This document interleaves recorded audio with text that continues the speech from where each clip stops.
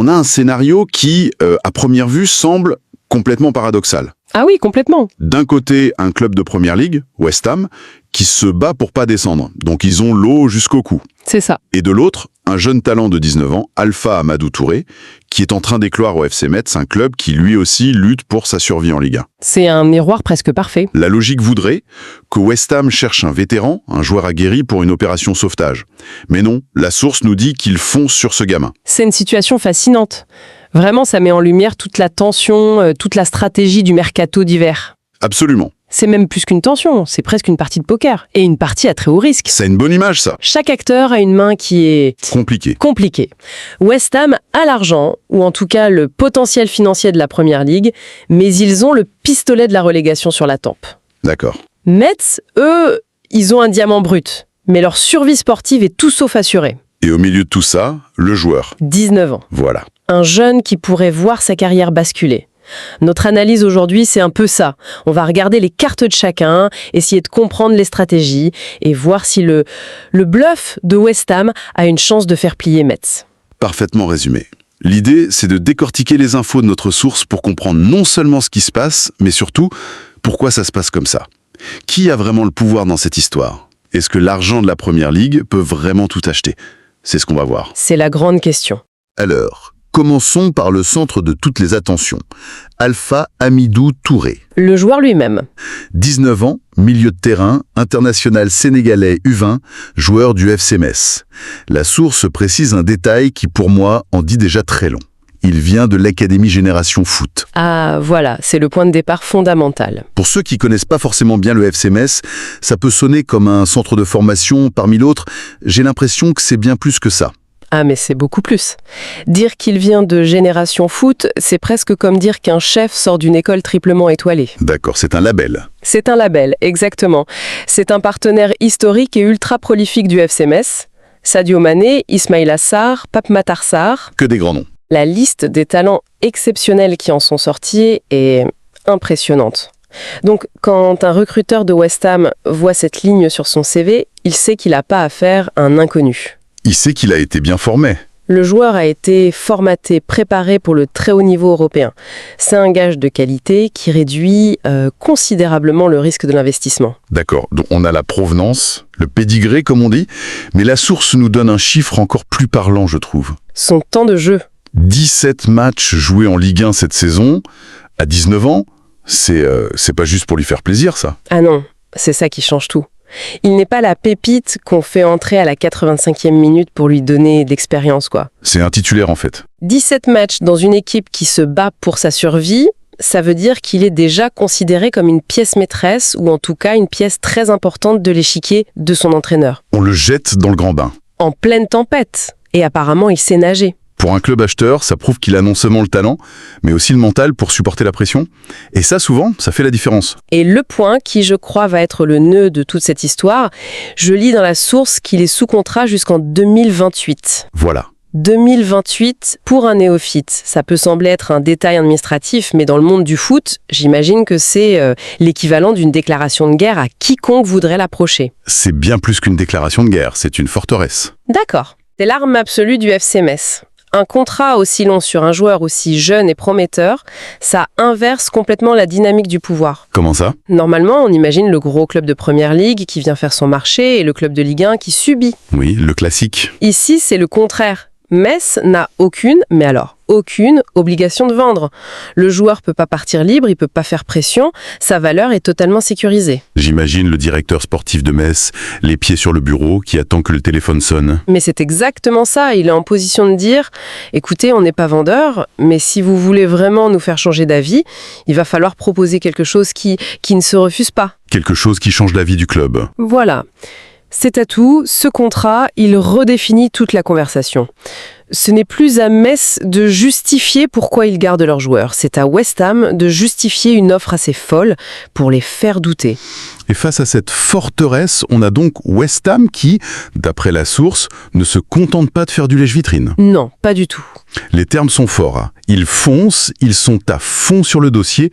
Ça suggère une approche très agressive. Oui, et le détail qui montre que c'est pas du vent, c'est que l'intérêt a été clairement indiqué à l'entourage du joueur. Ah, l'entourage. C'est l'étape 1 non officielle de tout transfert. Avant de se prendre un mur en appelant le club, on envoie des émissaires sonder le camp du joueur. Prendre la température. Est-ce que le projet l'intéresse? Est-ce que l'Angleterre le fait rêver? Est-ce que le salaire?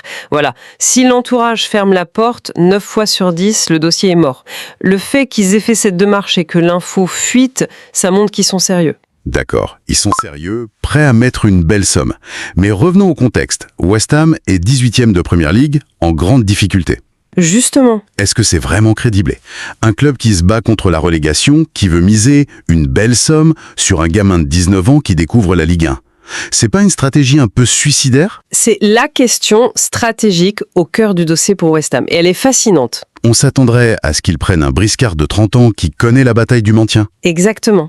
Il y a 2 manières de lire leur approche. La première, c'est la lecture court-termiste, le pari un peu fou. C'est-à-dire? Ils voient entourer un talent tellement spécial, un game changer, qu'ils pensent qu'il peut avoir un impact immédiat et les aider à se sauver. C'est un pari énorme à mettre sur les épaules d'un jeune de 19 ans. Énorme. S'il n'arrive pas à s'adapter à la vitesse de la Première Ligue en plein hiver, l'investissement est un échec et ils descendent quand même. C'est le scénario à haut risque. Quelle est la deuxième lecture, Evelyne? La deuxième est plus cynique, mais peut-être plus intelligente sur le long terme. D'accord. West Ham se prépare peut-être déjà à la vie d'après, que ce soit en Première Ligue ou en Championship. Ah, intéressant. Ils se disent, ce joueur est un futur crack, que l'on se maintienne ou non, achetons-le maintenant avant que son prix n'explose et que le Real Madrid ou City ne s'en mêlent. C'est un investissement. C'est un investissement. S'ils restent en Première Ligue, ils ont un futur grand à polir. S'ils descendent, ils ont un actif énorme qui pourra soit les aider à remonter, soit être revendu avec une plus-value colossale. C'est bien vu. Passons de l'autre côté de la Manche, justement. Le FC Metz. L'autre club en difficulté. La source nous dit qu'ils sont, eux aussi, à la lutte pour son maintien en Ligue 1. La situation est presque un miroir parfait. Un miroir, oui, mais avec des moyens financiers radicalement différents. Pour Metz, le dilemme est cornélien. Vendre un titulaire en puissance au milieu de la saison, c'est prendre le risque de scier la branche sur laquelle on est assis. Logique. Chaque point vaut de l'or. Se priver d'un joueur clé comme Touré pourrait être la différence entre rester en Ligue 1 avec ses droits TV et descendre en Ligue 2. Donc ils sont un peu pris au piège. Céder à une grosse offre pourrait financer leur avenir, mais en même temps... Ça pourrait leur coûter leur place en Ligue 1. Et donc, paradoxalement, leur avenir. C'est exactement ça. Un vrai casse-tête. La direction doit peser le risque sportif immédiat contre le gain financier potentiel. Et la source nous donne un indice énorme sur leur état d'esprit quand elle écrit « Metz n'est pas pour l'instant emballé par l'idée de se séparer de son numéro 12 ». Ah! Voilà la phrase qui contient tout. Le pas emballé montre qu'ils sont pas demandeurs, mais surtout les 2 mots magiques. Pour l'instant. C'est la clé. Ce n'est pas un non définitif, c'est un « ça dépend de combien ». C'est la porte laissée entr'ouverte. Pour l'instant, ça signifie que la situation est figée à l'instant T, mais qu'un élément extérieur pourrait tout changer. Et cet élément, c'est le chèque de West Ham. Évidemment. Pas emballé, ça veut dire que pour une offre standard même élevée, la réponse est non. La priorité, c'est le sportif. Mais si l'offre de West Ham devient si démesurée, si elle atteint un niveau qu'on qualifie d'irréfusable, alors les discussions changent. La discussion change de nature. On ne parle plus de vendre un joueur, on parle d'une opération financière qui peut sécuriser le budget du club pour les 3 prochaines années. Maintien ou pas. D'accord. Et à ce moment-là, même le risque sportif peut paraître acceptable. Tout ça nous amène à la question cruciale. On a l'intérêt pressant, l'agitation, mais où en est-on concrètement? Et là, la source vient un peu jouer les rabat-joie. Oui, c'est le retour à la réalité. La source qualifie le dossier de très complexe et de pas du tout avancé pour les Hammers. Pas du tout avancé, c'est clair. Noir sur blanc, on est dans le fantasme, pas dans le business. Et la source est formelle sur ce point. C'est peut-être l'info la plus importante. Aucune négociation n'a été entamée entre les 2 clubs. C'est la phrase qui résume tout. Limpide. C'est on ne peut plus clair. Tout le reste, c'est du bruit de fond. De la préparation, peut-être de la stratégie de communication. Mais les faits sont là. Il n'y a pas de discussion. Ils n'ont même pas commencé à négocier. Non, West Ham prépare peut-être son assaut, mais pour l'instant, ils sont encore de l'autre côté du pont-levis. Et la conclusion de la source est une conséquence logique de tout ça. Touré est encore très loin de quitter la Lorraine. Ce qui illustre parfaitement le fonctionnement du mercato. Il y a la partie visible de l'iceberg, les rumeurs, Les articles, oui. et puis il y a la partie immergée, les contacts officiels, qui ici n'ont même pas encore eu lieu.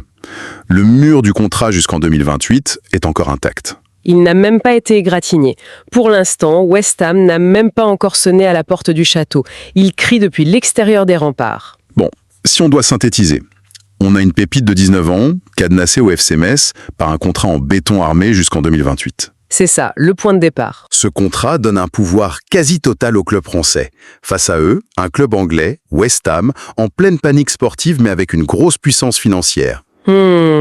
Qui est extrêmement intéressé. Le problème, c'est que Metz, qui est dans la même galère, n'a aucune envie de vendre. Surtout pas en plein milieu de la saison. Résultat des courses, beaucoup de bruit pour l'instant, rien de concret. C'est un cas d'école parfait de la nouvelle dynamique du foot. Ce n'est plus seulement David contre Goliath ou Goliath gagne toujours. Ah, c'est intéressant ça. Grâce à une gestion intelligente des contrats, un club comme Metz peut regarder un club de première ligue dans les yeux et dicter ses conditions.